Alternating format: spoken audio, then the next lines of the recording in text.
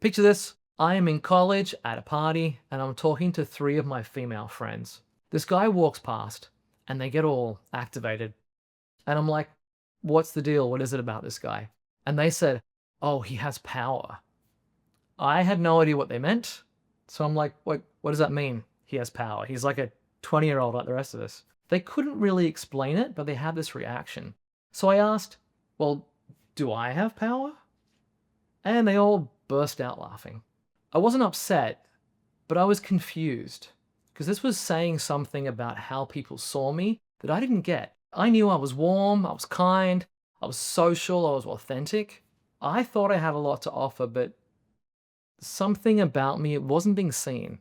So in this video, I'll break down a few key reasons why that happens, and then the subtle shifts that I made that changed how people saw me. I'm Dr. Thomas Smitherman, I'm a psychologist. So when I looked in the research, I discovered that a lot of the perceptions of power and presence came down to the ways that people take up space, the way they own their space. What you'll see in the studies is that people who take up more space, they're seen as more competent, more powerful, more socially successful, and sometimes even more attractive. So by taking up space, I don't mean being the frowny, intense guy with the carrying the invisible paint cans, right? That's too stiff. It's awkward and uncomfortable.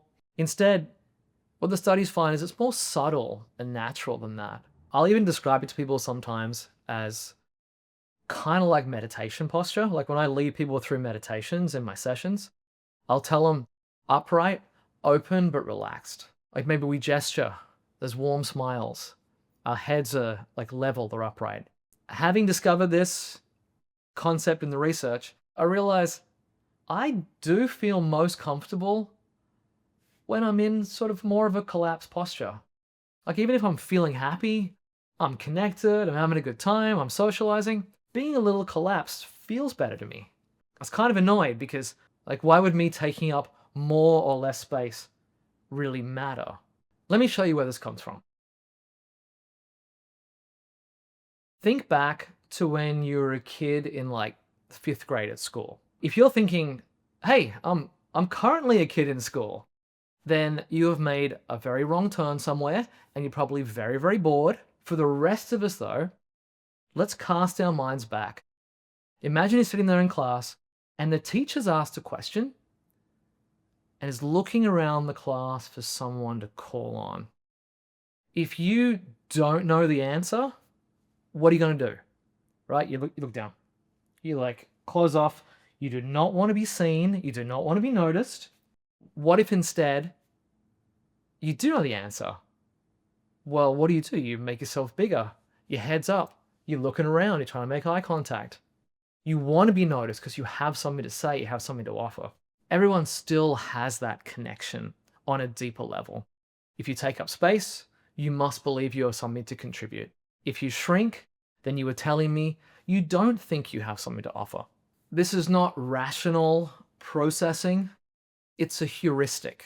It's a mental shortcut that we make. If I am at this party and I'm standing like this, I don't suddenly have a bunch of great traits and then as soon as I collapse, I no longer know anything and have no skills. It doesn't work that way, but these are just split-second human assumptions. That's what we're working with. What we're talking about here, it is not just about posture. That's just the first piece of this. That comes out in multiple ways. So people do it with photos, right?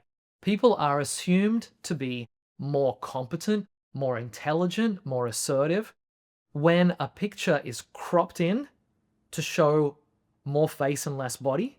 People in close-ups are thought to be more powerful and more credible. Same photo, if we crop in and show more face and less body, all of a sudden the person's more powerful, taking up space.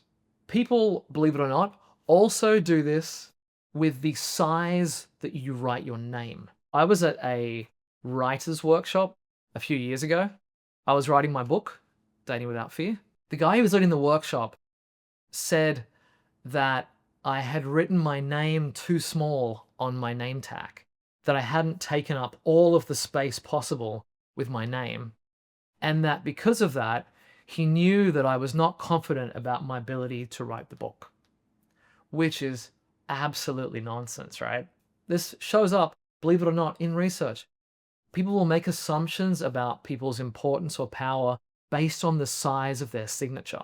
When I write checks, I just write it over the whole check instead of just the signature box. But in all seriousness, this is just another example of that same principle. People think taking up space equals importance and power and competence. So am I saying that in order to be noticed, be magnetic, be charismatic, that we need to be hyper-focused on our posture the whole time? No, that would be exhausting, it'd be distracting, but it's also a shallow understanding of the concept. Because the truth is, this is not just as literal as the way that you physically take up space. There's more to it than that. So when I was personally trying to go from that place of where people thought I was kind of powerless to becoming more socially magnetic, where I started really getting a personal breakthrough on this, one that made like a real impact on my life, was when I went one step deeper. So not thinking about taking up physical space, but instead taking up social and psychological space.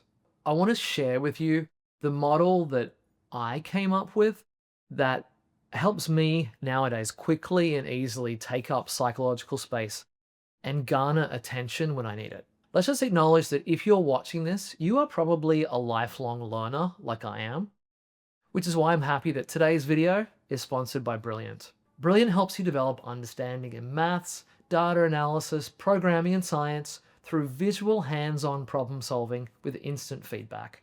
One course that I have enjoyed is scientific thinking. The exercises pull you in quickly and the concepts are taught visually, including one section where you actually get to explore ideas by playing snooker. It is engaging, intuitive, and it's surprisingly fun. So instead of just watching videos or passively absorbing information, Brilliant gets you working with the ideas to help the knowledge stick. Brilliant also makes it easy to stay consistent. You can learn on your phone or your computer. You can fit it in as a daily habit, and Brilliant adapts to where you are so that you're always working at the right level as you progress. To start learning for free, go to brilliant.org/Dr. Thomas Smithyman, scan the QR code on screen, or click the link in the description. Brilliant has given our viewers a 30-day free trial plus 20% off an annual premium subscription, which will give you unlimited access to everything on the platform. This concept doesn't just apply to physical space. It's also about psychological space or like energetic space. So what I mean is our presence when we're with people, the way we affect people, it doesn't end where our bodies literally end, right? Our presence can expand out and we can impact people that are further away from us. What I came up with was really a way that I found really effective at becoming more noticeable and being kind of more magnetic. The core of this essentially is I think of us as having like a bubble of our personal energy. If it's small here, it's not going to really hit people. But I was started to experiment with, can I push my bubble of this presence, of this energy? Can I spread my psychological space? Like if I'm going into that party, rather than being small with my bubble, can I have my bubble extend out and hit people over here and here and here so that they notice me and react to me? And what I think is important here is that I was not at all focusing on myself and what I was doing or how I was acting. I wasn't controlling my presentation at all. In fact, my attention and my energy are outwards. If I stop and reflect on it, when I'm thinking impact people with a larger bubble, I know that I'm making more gestures, my facial expressions are probably bigger, my voice variation's bigger, I'm probably talking louder, I'm not being fake, I'm not trying to control the way that I'm standing or what I'm doing. I'm not even thinking about myself. My energy is all external. I just want who I am to impact people that are further away from me.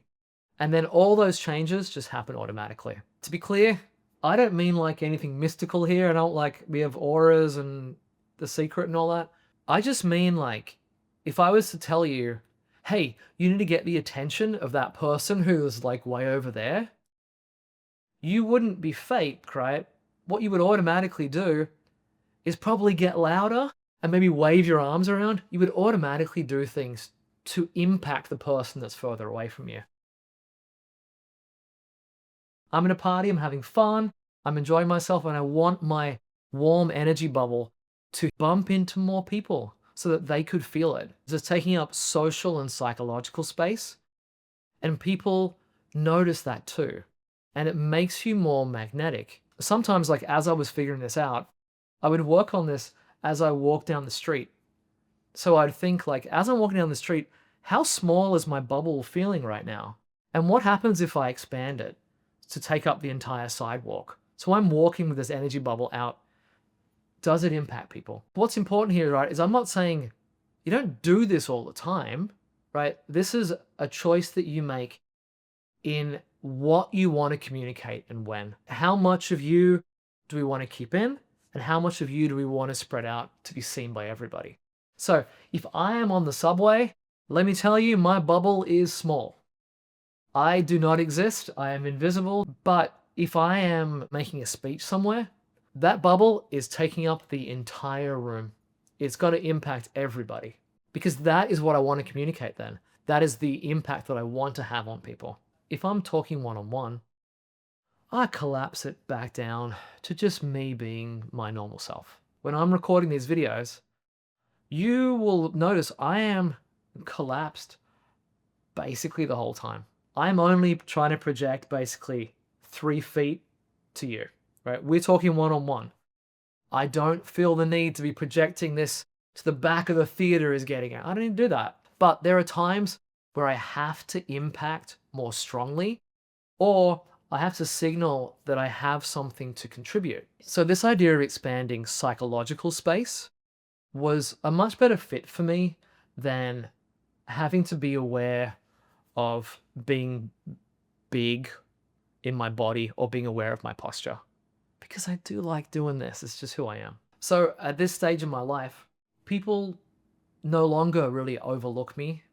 I'm not invisible in social groups. People don't think of me as powerless. Even though I'm small and I have constricted posture a lot of the time. But figuring out this psychological space and the use of this energy bubble, I'm able to impact people when I need to or when I choose to. It's now a skill that I have. I think there's a really good chance that you are warm and likable and caring, and that you have all these good qualities that people should be noticing and should be appreciating. So I'm hopeful that if you try to take up more psychological space, maybe people will get to see it and appreciate it more. The next time you're at a party or some kind of gathering, see if you can impact people with your warm energy. Can you make your energy bubble expand to where people are noticing more? Okay, taking up space helps people to notice you, but that's not the same thing as confidence. Some of the most self-confident people I've ever met are not big, are not loud, are not dominating at all.